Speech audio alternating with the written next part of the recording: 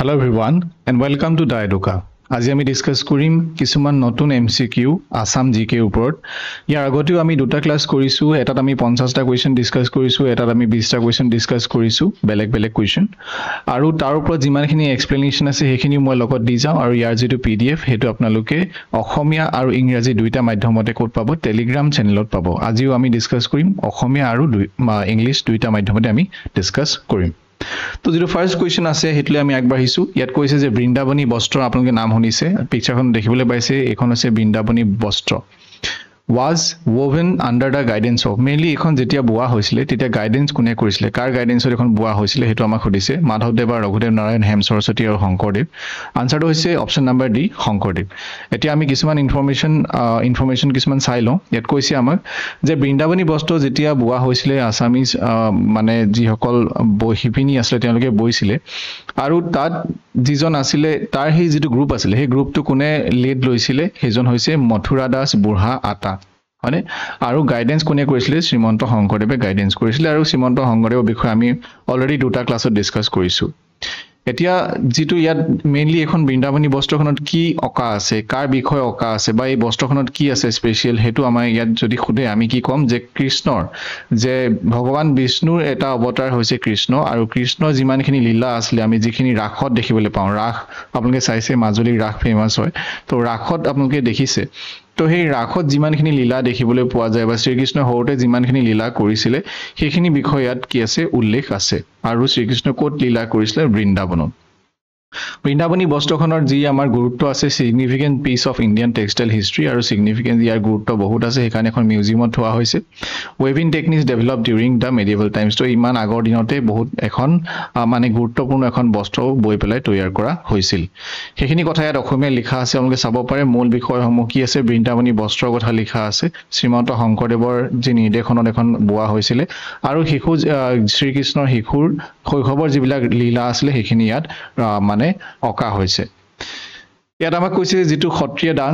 ডান্সটো আপোনালোকে সকলোৱে জানে, এইটো এটা আমাৰ ক্লাসিক্যাল ডান্স হয়, one of the classical dances. আৰু আমাক কৈছে যে তলৰ কোনটো বছৰত সত্ৰীয়া ডান্স হিচাপে স্বীকৃতি পাইছিলে, কোনে, আমাৰ যেটো সত্ৰীয়া ডান্সে ক্লাসিক্যাল ডান্স হিচাপে স্বীকৃতি পাইছিলে, হয়? 2003 চনত, 1 চনত, 1999 আৰু 2000 চনত। আনসাৰ হৈছে অপশন নাম্বাৰ ডি, 2000 চনত। সো অপশন নাম্বাৰ ডি টো আমাৰ কাৰেক্ট আনসাৰ। 2000 চনত কি হৈছিলে যে সত্ৰীয়া ডান্সটোৱে অসমৰ সত্ৰীয়া ডান্সটোৱে ক্লাসিক্যাল ল্যাঙ্গুৱেজৰ যেটো স্বীকৃতি হেতু পাইছিলে। আগতে মই ক্লাসিক্যাল ডান্সৰ বিষয়ে ডিসকাস কৰিছো, যেনেকৈ এটা ক্লাসিক্যাল ল্যাঙ্গুৱেজৰ আমাৰ অসমীয়া যেটো ভাষা আছে, অসমীয়া ভাষাটোৱে ক্লাসিক্যাল ল্যাঙ্গুৱেজৰ যেটো মৰ্যাদা পাইছে। তো এতিয়া যেটো সত্ৰীয়া ডান্স, হেতু সত্ৰীয়া ডান্সটো কেনেকৈ ইভলভ হ'ল, আৰু তাৰ মানে আৰত যিজন ব্যক্তি আছে সেইজন হৈছে শ্ৰীমন্ত শংকৰদেৱ, মহাপুৰুষ শ্ৰীমন্ত শংকৰদেৱ বুলি আমি কওঁ। তেখেতে এই সত্ৰীয়া যেটো ডান্সটো উলিয়াইছিলে। আৰু the dance is deeply rooted in religious themes, যিবিলাক আপোনালোকে ভাওনা হৈ গ'ল বা বেলেগ যিবিলাক ধৰ্মীয় অনুষ্ঠান আছে তাত আপোনালোকে এই সত্ৰীয়া ডান্সটো পাৰফৰ্ম কৰা দেখিবলৈ পাব পাৰে। আৰু যেটো সত্ৰীয়া ডান্স তাত মেইনলি কি আছে, যে কিছুমান ষ্ট্ৰাকচাৰ আছে, কিছুমান পোজ আছে, হাতৰ কিছুমান অংগী ভংগী আছে, ফুটৱৰ্ক কিছুমান আছে, হয়নে? সো বডিৰ স্পেচিফিক মুভমেন্ট আছে,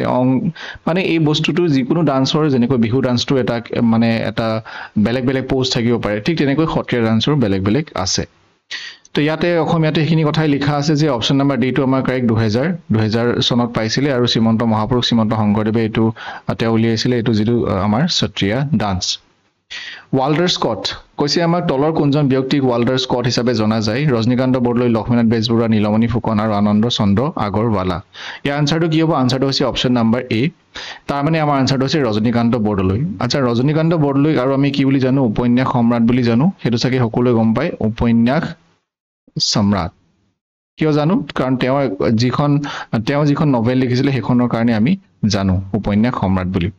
এতিয়া ৰজনীকান্ত বৰদলৈ তেখেত হৈছে নোটেড ৰাইটাৰ, জাৰ্নেলিষ্ট হয়, বা টি প্লেন্টাৰ অসমৰ হয়, হয়নে? মেইনলি তেওঁ আমি কিহৰ কাৰণে জানো, তেওঁৰ যিবিলাক লিখনি সেই লিখনিৰ কাৰণে আমি তেখেতক জানো। অসম সাহিত্য সভাৰ যেটো 1925 চনত হৈছিলে, তাত নগাঁও যেটো হৈছিলে তাত তেওঁ সভাপতিত্ব কৰিছিলে। আৰু তেওঁ যিবিলাক লিখিছিলে আমি যদি চাওঁ ক'ত ক'ত পাব্লিছ হৈছে, জোনাকীখনত পাব্লিছ হৈছে, বাঁহীখনত পাব্লিছ হৈছে, উষা অসম হিতৈষিণী আবাহন বুলি এখন আছিলে, আবাহনত পাব্লিছ হৈছে। আৰু তেওঁ এখন এডিটৰ আছিলে মেগাজিন, প্ৰাদ্যপিকা বুলি এখন মেগাজিন আছিলে, তাৰ এডিটৰ তেওঁ আছিলে। নেক্সট আমি আগবাঢ়িছো ইয়াত অসমীয়া লিখা আছে আপোনালোকে চাই ল'ব তথাপিও মই এবাৰ কৈ দিছোঁ 1925 চনৰ নগাঁও যি অসম সাহিত্য সভাৰ সভাখন হৈছিলে তাত তেওঁ সভাপতিত্ব কৰিছিলে আৰু তেখেতৰ যিবিলাক লেখা সেইবিলাক বেলেগ বেলেগ ধৰণৰ আলোচনীত প্ৰকাশিত হৈছে অপশ্যনটো হৈছে option number A Rajanikanta Bordoloi next question আমাক সুধিছে who is the first Assamese woman to be awarded by Sangeet Natak academy এখেতৰ বিষয়ে মই অলৰেডি ডিছকাছ কৰিছোঁ আৰু ইয়াৰ আমাক কুৱেশ্যনটোত সুধিছে যে সংগীত নাটক একাডেমীৰ দ্বাৰা এৱাৰ্ড দিয়া অসমৰ কোনগৰাকী প্ৰথম মহিলা আৰু তেওঁৰ নামটো হৈছে অপশ্যন নম্বৰ বি প্ৰতিমা বৰুৱা পাণ্ডে এতিয়া প্ৰতিমা বৰুৱা পাণ্ডে কোন হয় তেখেতৰ জন্ম হৈছিলে 1934ত মৃত্যু হৈছে 2002 চনত তেখেত এগৰাকী ছিংগাৰ আছিলে হয়নে আৰু তেখেত ক'ৰ আছিলে ধুবুৰী ডিষ্ট্ৰিক্টৰ আছিলে ছিংগাৰ হয় এতিয়া তেখেতক আমি কিহৰ কাৰণে স্পেশালি জানো যে প্ৰতিমা বৰুৱা পাণ্ডে তেখেতক আমি জানো নেশ্যনেল এৱাৰ্ডি হয় তেখেত আৰু তেখেতক গোৱালপৰীয়া লোকগীতৰ কাৰণে জনা যায় সেইখিনি কথা ইয়াত অসমীয়া লিখা আছে আপোনালোকে এবাৰ চাই ল'ব আৰু অপশ্যন নম্বৰ বি টো আমাৰ correct Pratima Barua Pandey next who was the first Assamese to join Indian National Congress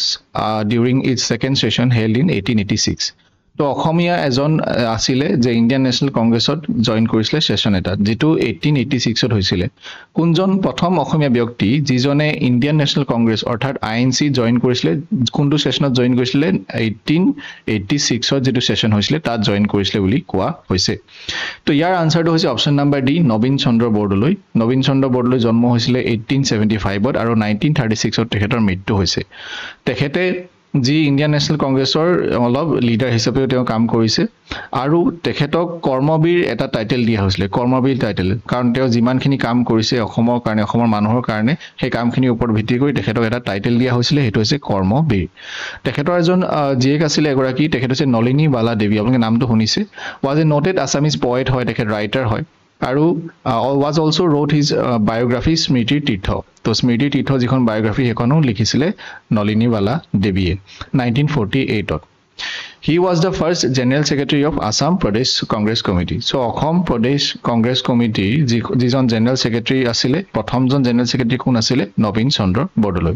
এতিয়া INC কথাটো আপোনালোকে গম পায় 1886 ত যিখন হৈছিলে আৰু INC কেতিয়া ইণ্ডিয়ান নেশ্যনেল কংগ্ৰেছ 1885 ত স্থাপন কৰা হৈছিলে। যদিও এইটো 1884 ত বেলেগ নামে আহিছিলে তাৰপিছত ইণ্ডিয়ান নেশ্যনেল কংগ্ৰেছ হিচাপে 1885 ত হৈছিলে। এইখিনি কথা ইয়াত লিখা আছে অসমীয়াত নবীন চন্দ্ৰ বৰদলৈ কেতিয়া জন্ম হৈছিলে 1936 ত মৃত্যু হৈছে আৰু মেইনলি আমি তেওঁৰ ইয়াত চাবলগীয়া কথাটো হৈছে যে যিখন স্মৃতি তীৰ্থ বায়োগ্ৰাফি এখন লিখিছিলে তেওঁৰ জিএকে নলিনীবালা দেৱীয়ে ইয়াত আমাক সুধিছে যে বান্দুকা বেহাৰ এখন নভেলৰ নাম আৰু এখন লিখিছিলে মেদিনী চৌধুৰীয়ে কিন্তু হেখন কাৰ জীৱনৰ ওপৰত ভিত্তি কৰি প্লাই লিখা হৈছে বেসড অন হুইচ লেজেন্ডাৰী পাৰ্সনালিটি কোনজন ব্যক্তিৰ জীৱনৰ ওপৰত ভিত্তি কৰি লিখা হৈছে হেতু আমাক সুধিছে তো ইয়াৰ আনসাৰটো হৈছে অপশ্যন নম্বৰ সি শ্ৰী মাধৱদেৱৰ ওপৰত ভিত্তি কৰি প্লাই এটো লিখা হৈছিলে এখন হৈছে বেদুকা বেহাৰ তো মাধৱদেৱৰ বিষয়ে অকমান চাই লওঁ 1489 ত তেখেতৰ জন্ম হৈছিলে আৰু 1596 ত তেখেতৰ মৃত্যু হৈছে আৰু যি মাধৱদেৱেও কি কৰিছিলে এখন নাম নম্বৰ তেওঁ প্ৰচাৰ কৰিছিলে আৰু তেওঁকো আমি গুৰু হিচাপে আমি মানো আৰু শ্ৰীমন্ত শংকৰদেৱৰ তেওঁ এজন শিষ্য আছিল আৰু মাধৱদেৱে লিখিছিলে নামঘোষা আৰু এই নামঘোষাখনত যি তেওঁ বৰগীতটো লিখিছিলে বাৰু কিন্তু নামঘোষাখন যিখন লিখিছিলে এখনক হাজাৰী ঘোষা বুলি কোৱা হয় হাজাৰী ঘোষা বুলি কিয় কোৱা হয় কাৰণ ইয়াত কোৱা হয় যে 1000টা ঘোষা ইয়াত আছে অসমীয়াত এখিনি লিখা আছে কেতিয়া জন্ম হৈছিলে কি কথা আমি গুৰুত্বপূৰ্ণ কথাটো হ'ল যে মাধৱদেৱৰ বিষয়ে তেখেতে বৰগীত আৰু তেওঁ যিখন নামঘোষা হেখন নামঘোষাখন তেওঁ ৰচনা কৰিছিলে নেক্সট আহিছো আমি শ্ৰীমন্ত শংকৰদেৱা এৱাৰ্ড কোনে দিয়ে আমাক সুধিছে গভৰ্নমেন্ট অফ ইণ্ডিয়াই দিয়ে নে শ্ৰীমন্ত শংকৰদেৱ কলাক্ষেত্ৰই দিয়ে নে শ্ৰীমন্ত শংকৰদেৱ সংঘই দিয়ে নে গভৰ্নমেন্ট অফ আসামে দিয়ে তো এই আনসাৰটো হৈছে option number D government of আসামে এই এৱাৰ্ডটো দিয়া হয় কাৰ নামত দিয়ে শ্ৰীমন্ত শংকৰদেৱৰ নামত অলৰেডি আমি ডিসকাস কৰিছো শ্ৰীমন্ত শংকৰদেৱৰ বিষয়ে তেখেত হৈছে অলৰেডি মই কৈছো বাৰু তথাপিও কৈ দিছো যে বৈষ্ণৱ ধৰ্ম তেওঁ প্ৰচাৰ কৰিছিলে এখন নাম ধৰ্ম আৰু যি এৱাৰ্ডটো তেখেতে 1986 ত এৱাৰ্ডটো প্ৰেজেন্ট কৰা হৈছিল মানে 1986 ৰ পৰা এৱাৰ্ডটো ষ্টাৰ্ট কৰা হৈছে আৰু 2023 চনত ডক্টৰ সোনাল মানসিংক তেওঁ এজন ক্লাসিক্যাল ড্যান্সাৰৰ ওপৰত ভিত্তি কৰি পেলাই তেখেতক এই এৱাৰ্ডটো দিয়া হৈছে শ্ৰীমন্ত শংকৰদেৱৰ বঁটাটো প্ৰেৰণ কৰে অসম চৰকাৰে আৰু ইয়াৰ ওপৰত বেছি গুৰুত্বপূৰ্ণ কথাটো হৈছে যে 1986 চনৰ পৰা মানে বঁটাটো প্ৰদান কৰা হৈছে যেটো আমি অলৰেডি ইংলিছত ইয়াত আমি দেখিলো আৰু 2023 চনত ডক্টৰ সোনাল মানসিংক এই এৱাৰ্ডটো দিয়া হৈছিল যেটো অসম সাহিত্য সভাৰ যেটো থিম সং আছে সেই থিম সংটো কোনে কম্পোজ কৰিছিলে হেতু আমাক খুদিছে তো ইয়াৰ আনসাৰটো হৈছে অপচন নাম্বাৰ এ মিত্ৰদেৱ মহন্ত ডাঙৰীয়াই অসম সাহিত্য সভাৰ যেটো থিম সং আছে যেটো গীত আছে হেতু তেওঁ কম্পোজ কৰিছিলে মিত্ৰদেৱ মহন্ত 1894 ত জন্ম হৈছিলে 1983 তেখেতৰ মৃত্যু হৈছে তেখেত এজন লেখক হয় ড্ৰামাটিষ্ট হয় হিষ্টৰিকেল ৰিচাৰ্চ কৰি তেওঁ ভাল পাইছিলে ফ্ৰীডম ফাইটাৰ তেওঁ আছিল আৰু এজন এক্টৰো আছিল আৰু সংগীত নাটক একাডেমি এৱাৰ্ড তেখেতে পাইছিলে আৰু তেখেত অসম সাহিত্য সভাৰ যেটো 1964 ত হৈছিলে ডিগবৈ তাৰ তেওঁ কি আছিল প্ৰেসিডেন্ট আছিল এটো ডিগবৈ হ'ব লাগে এটো ডিগবৈ ঠিক আছে ইয়াত গুৰুত্বপূৰ্ণ কথাটো হৈছে যে যিজন আমাৰ আছে মিত্ৰদেৱ মহন্তই যেটো অসম সাহিত্য সভাৰ যেটো গীতটো তেওঁ কম্পোজ কৰিছিলে আৰু ডিগবৈ যেটো হৈছিলে 1964 ত তাত তেওঁ সভাপতিত্ব কৰিছিলে অসম সাহিত্য সভাৰ সেশনটোত ইয়াত আমাক কৈছে এই cultural history of Assam was written by এখন কিতাপৰ নাম এই কালচাৰেল হিষ্ট্ৰী অফ আসাম কোনে লিখিছিলে আনসাৰটো হৈছে অপচন নাম্বাৰ ডি বিৰিঞ্চি কুমাৰ বৰুৱা বিৰিঞ্চি কুমাৰ ডাঙৰীয়াৰ জন্ম হৈছিলে 1908 চনত আৰু মৃত্যু হৈছে 1964 তো তেখেতৰ বিষয়ে আমি আগতেও আমি পঢ়িছো আৰু তেখেতৰ এখন লিখিছিলে যে এই কালচাৰেল হিষ্ট্ৰী অফ আসাম তেখেত স্কলাৰ আছিল বা নভেল লিখিছিলে তেওঁ নাটক লিখিছিলে হিষ্টৰিয়ান আছিল তো বহুতখিনি প্ৰতিভা তেওঁৰ ভিতৰত আছিল ইয়াত গুৰুত্বপূৰ্ণ কথাটো হৈছে যে সাহিত্য একাডেমি এৱাৰ্ড পাইছিলে তেওঁ 1964 ত কিহৰ কাৰণে পাইছিলে তেওঁ এখন কিতাপ এখন লিখিছিলে তাৰ নামটো হৈছে লোক সংস্কৃতি তেওঁৰ নাম মানে অসমৰ লোক সংস্কৃতি এখন হৈছে কিতাপখনৰ নামটো অসমৰ লোক সংস্কৃতি কিতাপখনৰ নাম আৰু এটো দিয়া হৈছিল এৱাৰ্ডটো 1965 ত কিন্তু তেওঁ কোনটো চনৰ কাৰণে পাইছে 1964 ৰ কাৰণে তেওঁ মৃত্যু হোৱাৰ পিছত ফেব্ৰুৱাৰীত 1965 ত এই এৱাৰ্ডটো তেখেতক দিয়া হৈছে তেওঁ ইণ্ডিয়ান ফিল্ম যি সেন্সৰ বোৰ্ড আছে তাৰো তেওঁ এজন মেম্বাৰ হিচাপে কাম কৰি আহিছিল তো ইয়াত আকৌ মই এবাৰ সামাৰাইজ কৰি দিছো এবাৰ মই গুৰুত্বপূৰ্ণ পইণ্টছ বিলাক কৈ দিছো তেওঁ মেইনলি ইয়াত চাবলগীয়া কথাটো হৈছে যে তেওঁ অসমীয়া যেটো আমাৰ সাহিত্য একাডেমি এৱাৰ্ড পাইছিলে 1964 ত নেক্সট আমাক খুদিছে যে আনন্দৰাম ঢেকিয়াল ফুকনে কি কৈছে which of the following was composed by Anandaram Dhekial ফুকনে তলৰ কোনখন কম্পোজ কৰিছিলে তো ইয়াৰ আনসাৰটো হৈছে অপচন নাম্বাৰ বি অসমীয়া লৰাৰ মিত্ৰ আপোনালোকে নামটো শুনিছে চাগে অসমীয়া লৰাৰ মিত্ৰ আনন্দৰাম ঢেকিয়াল ফুকনে এখন লিখি উলিয়াইছিলে মেইনলি তেওঁ এখন যে লিখি উলিয়ালে তাৰ পিছত এখন কি হৈ গল অৰুণোদয় এৰা টাইমৰ হয় আৰু অৰুণোদয়টো আপোনালোকে গম পায় মানে 1864 ত ওলাইছিলে অৰুণোদয় মানে তাৰ পিছত 1847 ত আনন্দৰাম বৰুৱাই এখন ইংলেণ্ডৰ বিৱৰণ বুলি এখন পাবলিশ কৰিছিলে ইংলেণ্ডৰ বিৱৰণ মানে হৈছে কি যে ডেসক্ৰিপচন আৰু 1849 ত তেওঁ অসমীয়া লৰাৰ মিত্ৰখন কি উলিয়াইছিলে তেওঁ পাবলিশ কৰিছিলে এতিয়া তেওঁ এটো দুটা ভলিউমত পাবলিশ কৰিছিলে ইমান ডিটেইলছত আমাক নালাগে বাৰু কিন্তু মেইনলি আপোনালোকে এইকেইটা কথা মনত ৰাখিব যেকেইটা ইম্পৰ্টেন্ট আছে সেইকেইটা হৈছে যে তেওঁ এখন লিখিছিলে ইংলেণ্ডৰ বিৱৰণ তেওঁ লিখিছে আৰু অসমীয়া ডেকাৰ মিত্ৰ বা লৰাৰ মিত্ৰ অসমীয়া লৰাৰ মিত্ৰ এখন খটো হয় তো এতিয়া এখন তেওঁ লিখিছে আৰু যিখন আছিল আমাৰ মেইনলি 1849 চনত তেওঁ এখন যিখন কিতাপ অসমীয়া লৰাৰ মিত্ৰ সেইখন তেওঁ পাবলিশ কৰিছিলে 1849 চনত নেক্সট আমাক খুদিছে প্ৰেসিডেন্টস সিলভাৰ মেডেল তো প্ৰেসিডেন্ট সিলভাৰ মেডেল তলৰ কোনখন মুভিয়ে পাইছে হেতু আমাক খুদিছিলে তো আমাৰ আনসাৰটো হৈছে অপচন নাম্বাৰ এ ৰঙা পুলিচ নামৰ মুভিখনে প্ৰেসিডেন্টস সিলভাৰ এৱাৰ্ড পাইছে আৰু এইখন হৈছে প্ৰথম মুভি যে অসমৰ মানে অসমীয়া প্ৰথম এখন বোলছবি যিখনে প্ৰেসিডেন্ট সিলভাৰ মেডেল পাইছিল তো এখন 6 নম্বৰ নেশনাল ফিল্ম এৱাৰ্ডছ পাতিছিলে 6 টাইম মানে 6 টম যেটো আমি লিখো যে 6 নাম্বাৰছ তেতিয়া 1958 ত পতা হৈছিলে আৰু এইখন ৰঙা পুলিচক এইখন এই এৱাৰ্ডটো দিয়া হৈছিলে তেতিয়া আৰু এইখন ডাইৰেক্ট কৰিছিলে নীপ বৰুৱাই কোনে কৰিছিলে নীপ বৰুৱা তো আৰু এটা ইম্পৰ্টেন্ট কথা আছে ইয়াৰ ওপৰত লৈ 1955 ত ফণী শৰ্মা ডাইৰেক্টেড কৰিছিলে পিয়লি ফুকন এটো ভেৰি ভেৰি ইম্পৰ্টেন্ট যে ফণী শৰ্মা ডাঙৰীয়া ডাইৰেক্ট কৰিছিলে পিয়লি ফুকন নামৰ এখন সিনেমা 1955 ত নেক্সট এইখিনি কথা ইয়াত লিখা আছে মই আকৌ এবাৰ কৈ দিছো 1955 ত ফণী শৰ্মা ডাঙৰীয়া এখন পিয়লি ফুকন বুলি এখন কিতাপ মানে সৰি মুভিখন তেওঁ ডাইৰেক্ট কৰিছিলে আৰু যিখন আমাক ইয়াত কোৱা হৈছে যে ৰঙা পুলিচ সেই ৰঙা পুলিচখন কোনে ডাইৰেক্ট কৰিছিলে নীপ বৰুৱাই ঠিক আছে নেক্সট আমাক কৈছে যে বড়ো সাহিত্য সভা প্ৰথমজন প্ৰেসিডেন্ট কোন আছিল বড়ো সাহিত্য সভাৰ প্ৰথমজন প্ৰেসিডেন্ট কোন আছিল তো ইয়াৰ আনসাৰটো হৈছে অপচন নাম্বাৰ ডি জয় ভাদ্ৰ হাগজেৰ তেখেতৰ জন্ম হৈছিল 1914 ত আৰু 1973 তেখেতৰ মৃত্যু হৈছিল তাৰ পিছত যিখন তেওঁ স্থাপন কৰিলে সেইখনৰ নাম দিয়া হৈছিল বড়ো সাহিত্য সভা আৰু হেখন আমি যদি চাওঁ হি belongs to the indigenous Dimasa community হয় তেখেত আৰু তেখেতক মানে এইটো সন্মান দিয়া হয় যে তেখেতে বড়ো সাহিত্য সভা মানে ফাউণ্ড কৰিছিলে প্ৰতিষ্ঠাপক আৰু তেখেত তাৰ প্ৰথমজন প্ৰেসিডেন্ট আছিলে নেক্সট আমি আহিছো এখিনি অসমে লিখা আছে আপোনালোকে এবাৰ চাই ল'ব আসাম লেজিসলেটিভ কাউন্সিল কেতিয়া এস্টাব্লিশ কৰা হৈছিল 1911 চন 1901 চনত 1917 1913 চনত তো ইয়াৰ আনসাৰটো হৈছে অপচন নাম্বাৰ ডি 1913 চনত আসাম লেজিসলেটিভ কাউন্সিল স্থাপন কৰা হৈছিল তো ইউনিকেমেৰেল আৰু বাইকেমেৰেল দুটা থাকে তো বাইকেমেৰেল মানে হৈছে যে যদি বাই মানে হৈছে 2 মানে ইউনি মানে হৈছে 1 আৰু বাই মানে হৈছে 2 তো আমাৰ যেনিবা সাপোজ কোনোবা এখন ষ্টেটত যেনিবা আসাম লেজিসলেটিভ এছেম্বলি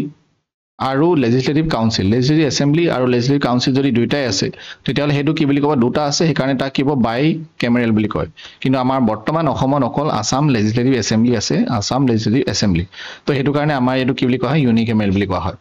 তো এতিয়া আগতে আছিল আমাৰ আসাম লেজিসলেটিভ কাউন্সিল তাৰ পিছত এটো নাইকিয়া হল তো এটো ষ্টাৰ্ট কেতিয়া হৈছিল 1913 চনত এস্টাব্লিশ কৰা হৈছিল নেক্সট আমি আহিছো এখিনি অসমে লিখা আছে অভিযাত্ৰীখন কোনে লিখিছিলে আমাক সুধিছে ইয়াৰ আনসাৰটো হৈছে অপচন নাম্বাৰ এ নিৰুপমা বৰগোহাঁই ডাঙৰীয়ানী অভিযাত্ৰী কিতাপখন লিখিছিলে নভেলখন তো তেখেতে সাহিত্য একাডেমী এৱাৰ্ড পাইছিলে আৰু কি কাৰণে পাইছিলে অভিযাত্ৰীখনৰ কাৰণে পাইছিলে সেইকাৰণে এখন ইম্পৰ্টেন্ট হয় যে তেওঁ এইখন কিতাপৰ এইখন নভেলৰ কাৰণে তেওঁ সাহিত্য একাডেমী এৱাৰ্ড পাইছিলে ইন দা ইয়েৰ 2025 ৰিটাৰ্ণ কিন্তু তেওঁ কি কৰিছিলে তেওঁ এই সাহিত্য একাডেমী এৱাৰ্ডটো ৰিটাৰ্ণ কৰি দিছিলে যে তেওঁ যেহেতু প্ৰটেষ্ট কৰিছিলে কিছুমান কাৰণত আৰু সেইকাৰণে তেওঁ ৰিটাৰ্ণ কৰি দিলে তেওঁ আসাম ভেলি লিটাৰী এৱাৰ্ডটো পাইছিলে এইটো এৱাৰ্ডৰ বিষয়ে আমি লাষ্ট ক্লাছত ডিসকাস কৰিছো কোনে দিয়ে কেনেকৈ দিয়ে কি দিয়ে সো আসাম ভেলি লিটাৰী এৱাৰ্ডটো তেখেতে পাইছিলে নেক্সট কোৱেশ্চন নাম্বাৰ 15ত কৈছে ডিসকভাৰী অফ আসাম কোনে লিখিছিলে কিতাপখন ইয়াৰ আনসাৰটো হৈছে অপচন নাম্বাৰ সি সতীশ চন্দ্ৰ কাকতি তো ইয়াত গুৰুত্বপূৰ্ণ কথাটো হৈছে চাবলগীয়া যে কনকলতা বৰুৱা এৱাৰ্ড আৰু মুকুন্দ কাকতি এৱাৰ্ডটো তেওঁ পাইছিলে তাৰ লগতে তেওঁ পদ্মশ্ৰী এৱাৰ্ডটো পাইছিলে 1991ত সতীশ চন্দ্ৰ কাকতিয়ে এইখিনি কথা ইয়াত অসমে লিখা আছে নেক্সট কোৱেশ্চন আমাক সুধিছে যে who is the author of the book ময়ৰম আষ্টিন অথবা Hira Barua very very important question হয় এটো আনসাৰটো হৈছে option number C Arup Kalita পাটিংগা তো তেওঁৰ ওপৰত গুৰুত্বপূৰ্ণ কথাবিলাক হৈছে যে অৰূপ কলিতা পাটিংগা বা পাটিংগা বুলিও পাব পাৰে কৰবাত তেখেতৰ জন্ম হৈছিল 1956ত তেখেতে কিছুমান নভেল লিখিছে শৰ্ট ষ্টৰী তেওঁ লিখিছে অসমীয়াত আৰু তেখেতে সাহিত্য একাডেমী এৱাৰ্ড পাইছিলে 2014 চনত এইখন কিতাপৰ কাৰণে যে ময়ৰাম আষ্টিন অথবা হীৰা বৰুৱা আৰু তেখেতৰ যিবিলাক কিতাপ হেবিলাক ট্ৰান্সলেট কৰা হৈছে ইংলিছ হিন্দী আৰু বেংগলী লৈ তো তেওঁ বিভিন্ন ধৰণৰ অৱদান আগবঢ়াইছে আৰু তাৰ লগতে তেওঁ কিছুমান এৱাৰ্ড পাইছে যে ভাৰতীয় ভাষা পৰিষদ এৱাৰ্ড পাইছে কথা প্ৰাইজ পাইছে আৰু প্ৰবীণা শইকীয়া এৱাৰ্ডো তেখেতে পাইছে নেক্সট ডক্টৰ ভূপেন হাজৰিকাই এৱাৰ্ড পাইছিলে নেশ্যনেল এৱাৰ্ড আৰু বেষ্ট মিউজিক ডাইৰেক্টৰৰ কাৰণে পাইছিলে কিন্তু কোনখন মুভিৰ কাৰণে পাইছিলে তো ইয়াৰ আনসাৰটো কি হৈছে অপচন নাম্বাৰ সি চামেলি মেমসাবৰ কাৰণে তেখেতে বেষ্ট মিউজিক ডাইৰেক্টৰ এৱাৰ্ডটো তেওঁ পাইছিলে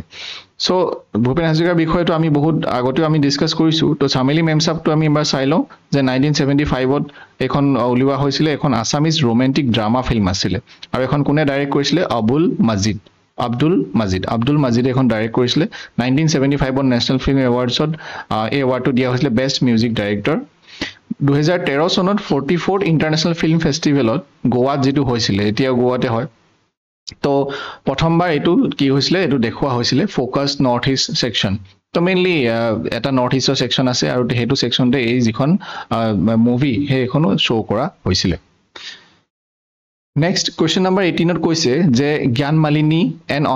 এন্থোলজি অফ পোয়েম তো এখন মেইনলি জ্ঞান মালিনী যিখন কিতাপ কবিতাৰ পুথি এখন কোনে লিখিছিলে আমাক সুধিছে তো ইয়াৰ আনসাৰটো হৈছে অপচন নাম্বাৰ বি মাফিজউদ্দিন আহমেদ হাজৰিকাই এই কিতাপখন লিখিছিলে আৰু সেই কাৰণে তেখেতক কি বুলি জনা যায় জ্ঞান মালিনীৰ কবি বুলি জনা যায় তেওঁৰ বিষয়ে অলপ চাইলো আমি যে এটো মই ইয়াত লিখাও আছে জ্ঞান মালিনী কবি বুলি তেখেতক জনা যায় আৰু তেখেতক অসম সাহিত্য সভাৰ প্ৰেসিডেন্ট হিচাপে ইলেক্ট কৰা হৈছিল যিখন 12 নম্বৰ কাৰণে হৈছিল 1930 চনত গোলাঘাট ডিস্ট্ৰিক্টত যিখন হৈছিল নেক্সট সুধিছে আমাক যে who is da first Assamese to win Jnanpith award প্ৰথমে কোনে পাইছিলে কোনজন অসমীয়াই প্ৰথমে জ্ঞানপীঠ এৱাৰ্ডটো পাইছিলে জ্ঞানপীঠ এৱাৰ্ডটো হৈছে যে সাহিত্যৰ ক্ষেত্ৰত দিয়া এটো হাইয়েষ্ট এৱাৰ্ড মানে আমাৰ ভাৰতৰ ভিতৰত তো ইয়াৰ এইটো যেটো এৱাৰ্ড এটো প্ৰথম অসমীয়া কোনজন হয় আনসাৰ হৈছে অপচন নম্বৰ সি বীৰেন্দ্ৰ কুমাৰ ভট্টাচাৰ্য বীৰেন্দ্ৰ কুমাৰ ভট্টাচাৰ্য প্ৰথম এই এৱাৰ্ডটো পাইছিলে তেখেতে সাহিত্য একাডেমি এৱাৰ্ডো পাইছে 1961 ত কিহৰ কাৰণে পাইছে ইয়াৰউইংগম বুলি এখন তেওঁ নভেল লিখিছিলে এইখনৰ কাৰণে তেওঁ পাইছে তেওঁ আৰু এখন লিখিছিলে হেখন হৈছে আই বুলি মাদাৰ আই মানে হৈছে অসমীয়াত আই আৰু মানে ইংলিছত মাক বেসিক্যালি মাৰ আই বুলি কোৱা হয় তো এইখন কিতাপ তেওঁ লিখিছিলে হি ওয়াজ দা প্ৰেসিডেন্ট অফ আসাম সাহিত্য সভা অসম সাহিত্য সভাৰ তেওঁ প্ৰেসিডেন্ট আছিলে 1983 পৰা 1985 লৈকে নেক্সট কোৱেশ্চন নম্বৰ 20 আমাক কৈছে যে ৰত্নমালা কম্পাইলড বাই পুৰুষোত্তমা বিদ্যাবাসী তো এইজন হৈছে পুৰুষোত্তম বিদ্যাবাসী আৰু তেওঁ কোনটো ফিল্ডত এখন তেওঁ লিখিছিলে আমাক হেতু দিছে তো ইয়াৰ যেটো আনসাৰ হে আনসাৰটো হৈছে অপচন নম্বৰ সি গ্ৰামাৰ এখন গ্ৰামাৰ বুক আছিল তো বেসিক্যালি এখন কিতাপৰ ফুল ৰত্নমালা ব্যাকৰণ বুলি ক'বাত পাব পাৰে তো এটো এখন গ্ৰামাৰ বুক সো আজিৰ কাৰণে ইমানখিনি আছিল এখিনি অসমীয়াটো লিখা আছে আপোনালোকে এবাৰ চাই ল'ব তো আসামিজ ইংলিশ মই আসামিজটো ডিসকাস কৰি যোৱা নাই অসমীয়াটো ডিসকাস কৰি দিছো তো যাতে আপোনালোকে অসমীয়াটো নিজে পঢ়ি পেলাই পাছত যাতে আপোনালোকে নিজে বুজি পায় সো আজিৰ কাৰণে ইমানখিনি আছিল আই হোপ আমি যি ডিসকাস কৰিলো আপোনালোকে ভালদৰে বুজি পালে আমি নেক্সট ক্লাছত পুনৰ লগ পাম thank you for watching everyone good night and take care